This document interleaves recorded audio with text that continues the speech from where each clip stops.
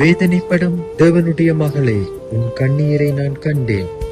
மனமுடைந்து சோர்ந்து போய் அமர்ந்திருக்கும் தேவனுடைய பிள்ளையே, உன் குடும்பம் இப்படி பிரிந்து காணப்படுகிறதே, சமாதானம் இல்லையே என்று அழுது கொண்டிருக்கிறாயா? பாரங்கள் உன் இருதயத்தை கலங்கடித்துக் கொண்டிருக்கின்றதா? வேதாகமத்திலே ஏசாயா 61 அதிகாரம் 3வது வசனத்தின்படி, கர்த்தர் சாம்பலுக்கு பதிலாக சிங்காசனத்தையும், துக்கத்துக்கு பதிலாக ஆனந்த தைலத்தையும், ஒடுங்கின ஆவிக்கு பதிலாக துதிகளின் ஆடைகளையும் உனக்கு தரப்போகிறார். மனுஷர்கள் கைவிடலாம், ஆனாலும் உன் இயேசு உன்னை கைவிடுவதில்லை.